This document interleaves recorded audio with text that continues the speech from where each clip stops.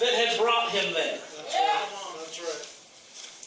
He recalled the earlier mantles that he wore. He remembered the coat of many colors his father gave him as a young man that became just another reason that his brothers hated him.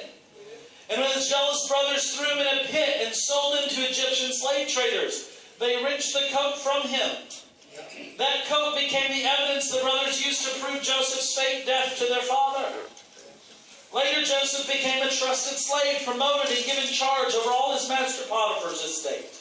But then Potiphar's wife, we know, approached Joseph, wanting to seduce him. But again, Joseph valued his master's trust, his purity, and the call of God. So he ran. But what happened? Potiphar's wife grabbed his cloak. So yet another time, the mantle that he wore was used against him.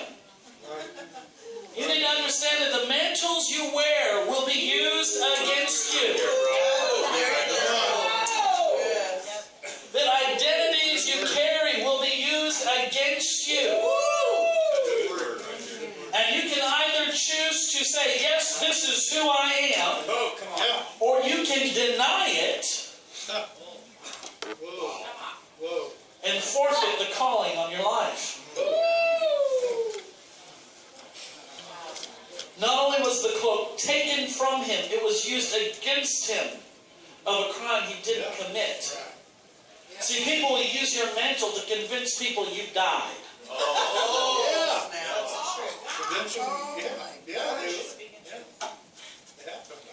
They will take your mantle and they will say, oh look, their anointing's faded. Their anointing's been ripped to shreds. Their anointing is covered in blood.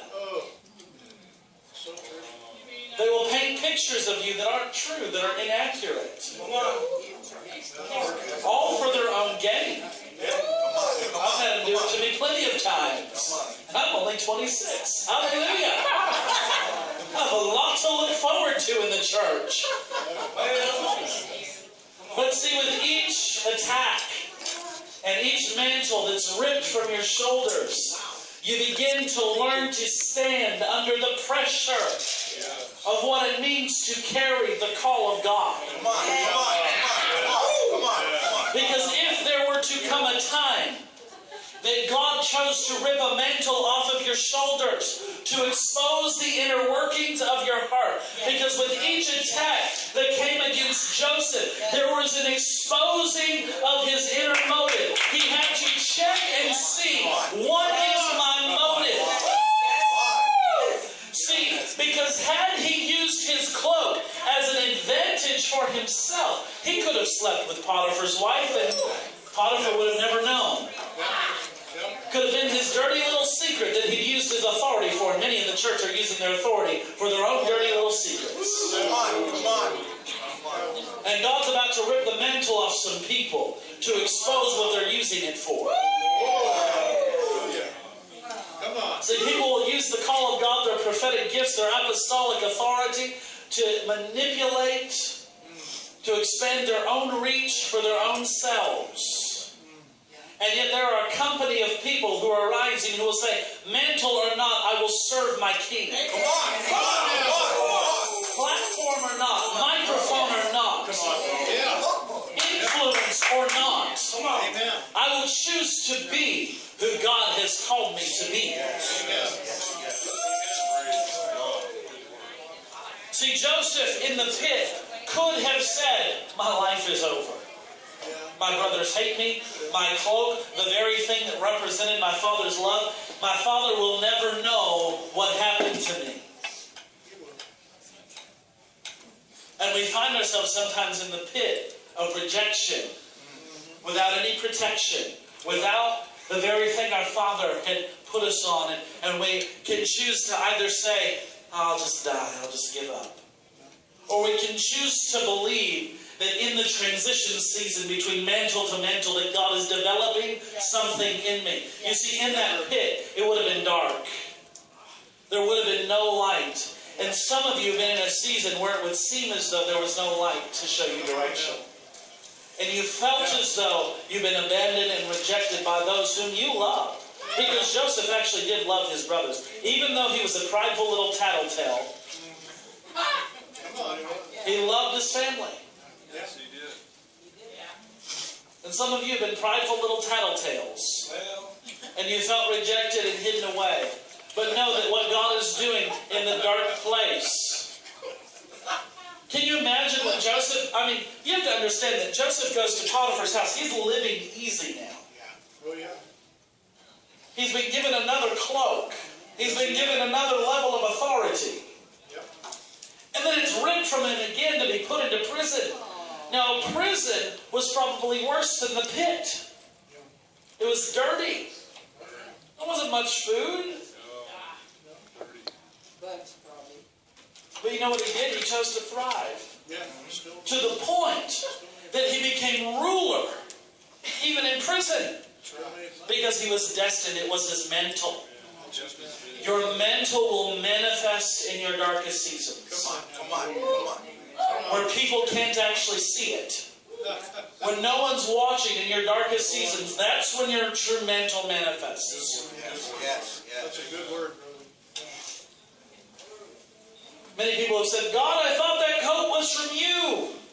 That mantle had promise. It was colorful. It represented the good things to come, and now it's lost. It's robbed. That role, that job, that ministry opportunity. Why was it taken from me? But see, God wants you to know that He sees the big picture from His perspective. Your Father wants to reveal to you what He's up to, even if you're feeling today as though you're in the midst of the trial or long period of waiting in relation to your calling. He wants to show you how He's redeeming those trials, even the failures, and how He's using them for His purposes. Like Joseph and Elijah, as you stay faithful and committed in the long haul, you will ultimately receive the mantle God has for you. Can you imagine following the prophet around and just pouring water on his hands for 13 years? That's all you do? Just a cupbearer. Just carry water. That's all you need. Servant sergeant. Servant sergeant. Toilet. Being proved. Toilet. Training. But see, if you'll just stay faithful. I think we've made it a little cliche, but those who are faithful with little will be given much.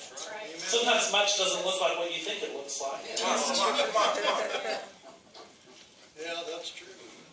You know, when God called us to Texas, it was a very unique call for me, because it was like, I'm finally getting to do what I want to do. And then God said, now I want you to pastor. Oh, shut up. I got something. You want me to do what? Please. Put me in a city I don't want to live in. Yeah, you prophesied that too, that I'd have to live in a city and pastor in a city that I didn't want to live in. Oh, check. And those past 3 years have been like the pit, at times Potiphar's house, prison. And I still at times feel like I'm in prison. But I feel like what I've gained through that has made the mental fit so much better. And even though I still have PMS, prophetic mood swings, you know what I've learned in pastoring is how to actually have the Father's heart. Because it's easy for prophetic people to get up and just rebuke people and not restore them and not give them hope and tear them to pieces and just leave them tore up. It's easy for apostolic people to do that. Drop the apostolic hammer. Well, are you going to help put the pieces back together when you've broken them? Come on. Because that's actually the heart of the Father. Come on. So I started out with a rebuke to the charismatic culture who lives off of each other's business cards and lives off of each other's contacts so that they can make more money and do all. Listen, if I were in it for the money, I would have quit a long time ago. Come on. But God's been faithful. Amen. He's so faithful. I watch His faithfulness. I watch how He provides. But in that, if we can't bring restoration to people, if we can't leave them better than we found them, if we don't add to them, if we don't increase them, if we don't cause fruit to come to their lives, fruit of love and joy and peace and long-suffering. Some people, long-suffering.